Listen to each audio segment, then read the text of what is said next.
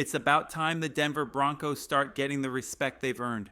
The national media is finally waking up. Bo Nix is turning heads, and believe it or not, he's already being talked about in the same breath as Justin Herbert.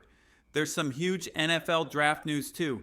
A top-tier prospect could slide right into Denver's hands at pick 20, thanks to an unexpected quarterback frenzy in the first round. More QBs are going earlier than anyone imagined even a few weeks ago, setting the stage for Denver to grab a potential game changer. Now, let's talk momentum. NFL analyst Kay Adams recently spotlighted the FanDuel odds for next season's AFC title race. While the Broncos aren't sitting at the top, just being in that conversation shows how far this team has come. Remember last year? Most sportsbooks had Denver pegged as a bottom feeder. Some even predicted the Broncos would be the last team in the league to win a game. Fast forward to now, Denver is tied with the Chargers and right behind the Texans for the fifth best odds to win the AFC. That's not just progress, that's a statement. Give Sean Payton another solid draft class, and this team is ready to take the AFC West. Seriously, this regime is building something special. Bo Nix looks like the real deal, and the belief inside the locker room is growing. Even big-time free agents are buying in. Take Evan Engram, for example. He's been a captain in Jacksonville, a former first-round pick with the Giants, and he had identical contract offers on the table from both Denver and Los Angeles. So why did he choose the Broncos? According to his trainer and agent, the decision came down to one thing: belief in this offense. Engram met with Coach Payton and quarterback coach Davis Webb to break down film of Bo Nix. What he saw sealed it. He didn't just think Nix was good enough. His words were, "He's really good. He makes all the throws. He's a serious athlete." Engram made it clear he wasn't coming to Denver unless he was convinced the quarterback could help him maximize his potential. And after that film session, he was all in. An article in the Denver Post even credited Denver's entire free agent haul, including players like Dre Greenlaw and Talanoa Hufanga, to the Bo Nix effect. Players believe in this quarterback, and that belief is contagious. At the end of the day, Denver's incredible free agent haul wouldn't have happened without one key factor: belief in the quarterback position. Dre Greenlaw even made it clear he wasn't signing anywhere that didn't have a legit quarterback leading the charge. And now finally, the national media is catching up to what Broncos fans saw coming all last season. With limited nationally televised games and a rough patch under Nathaniel Hackett and Russell Wilson, most fans outside of Denver weren't paying attention. A lot of people didn't tune in until the Broncos faced Cincinnati. Then suddenly everyone was asking, wait, is Bo Nix actually good? Yes he is. Broncos fans saw those flashes from week 1, even back in the preseason against Seattle. The rest of the league is just waking up. Looking ahead, expect the spotlight to shift. When the NFL schedule drops in May, don't be surprised if the Broncos are featured in at least 5 nationally televised games. Sunday night football, Monday night matchups. Get ready to call in sick a few Mondays because primetime Broncos football's coming. Why the hype? Because this team is built to make noise. The quarterback situation is solid, the roster is coming together, and the belief inside the building is spreading. Now here's something interesting from the offensive line front. We talked yesterday about how the Dolphins might target an offensive lineman before Denver in the draft, especially after losing Terron Armstead. But check this out. Armstead recently appeared on a segment with Kay Adams, who somehow gets the inside scoop out of everyone, and revealed something huge. After announcing his retirement, one of the first calls he got? Sean Payton. That's right, Payton, known for his no-nonsense persona, picked up the phone to reach out immediately. According to Armstead, Payton told him flat out, "I want you to come work with the Broncos." What role that might be is still unclear, but here's what we do know. Payton has a history of surrounding himself with trusted former players. Just look at what Zach Strief did last year. Payton's former left tackle turned offensive line coach helped transform Denver's O-line into one of the best in pass protection across the NFL. And now that Strief has been promoted to run game coordinator, there could be room for someone like Armstead to step in and take over offensive line development. Could he become the mentor for Denver's next big-time tackle? And who might that be?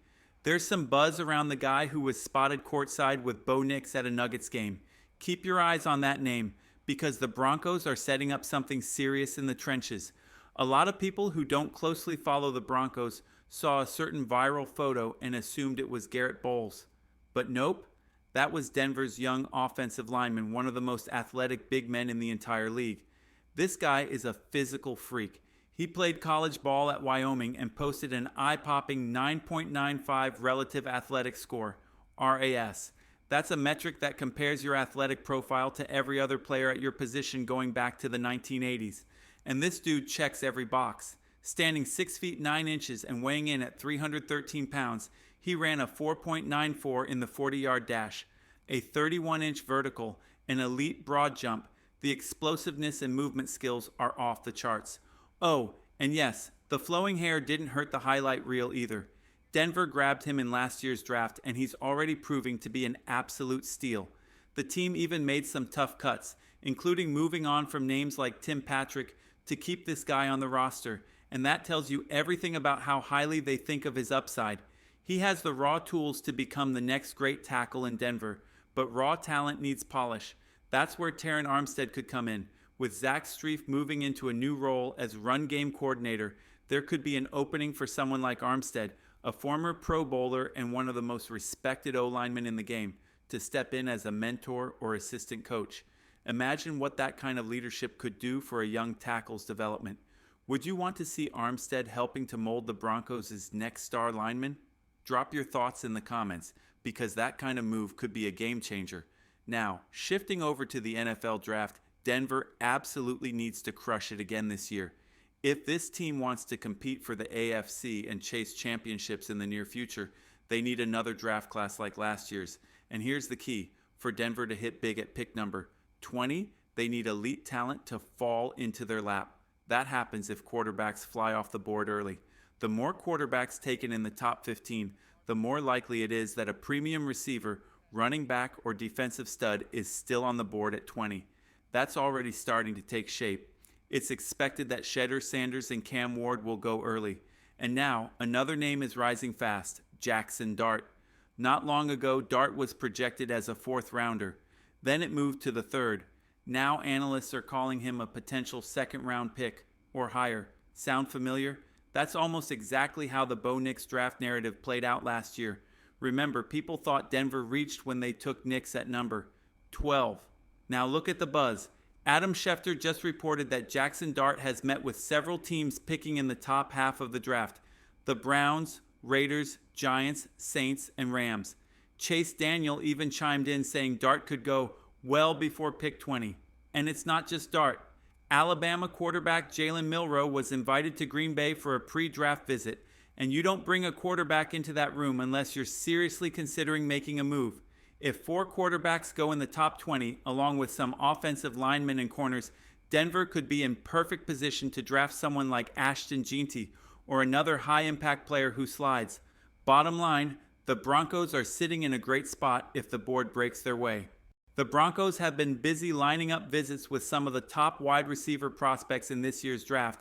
Names that were originally mocked as top 10 picks are now potentially in play at number 20. One of the most intriguing is Texas standout Matthew Golden, who recently completed a top 30 visit with Denver. Golden is a receiver that many didn't expect to be available at 20, but thanks to a quarterback-heavy first round and several offensive linemen likely going early, there's a real chance he slides. And if he's on the board, Denver has to be paying close attention. Golden brings elite speed, comparable to Xavier Worthy, but with a much more polished route tree. Sure, he didn't match Worthy's record-breaking 40-yard dash, but what he lacks in raw time, he makes up for in precision. His route running is sharp, his hands are elite, his catch radius, massive. He can bring down one-handed grabs with consistency, something Worthy hasn't consistently shown at the next level. Remember how Marvin Mims came into Denver? He had one route, the go route, and he made a splash early against Washington. But once defenses figured that out, the production slowed down. Golden, by contrast, is a far more complete receiver right out of the gate. He could contribute immediately, not just as a deep threat, but as a dynamic all-around weapon. Now, some fans might wonder, isn't that a bit redundant with Mims already on the roster? That's where another name enters the conversation: Tetairoa McMillan, who Mel Kiper Jr. now projects as a possible option for Denver at pick 20. McMillan was once thought to be a top 10 prospect, with buzz that the Raiders or Cowboys might snag him, But in Kuiper's latest mock, he's still available when Denver's on the clock. McMillan brings a different body type and play style. He's built more like Cortland Sutton, big frame, contested catch monster, and gives Sean Payton another physical weapon on the outside. Some analysts have even said McMillan reminds them of Sutton before the knee injury during that breakout season with Drew Lock when Sutton looked like a future star. Adding McMillan could be a smart insurance policy. Sutton is nearing 30 and only getting older, so bringing in a younger version of that skill set makes a lot of sense for Denver's long-term planning. And keep an eye on Devon Vale too, another tall, physical wideout on the roster with a similar build. The Broncos might already be thinking about what this receiver room could look like a year or two down the road. Whether it's Golden or McMillan, the Broncos are in a great position to land a difference maker at wide receiver.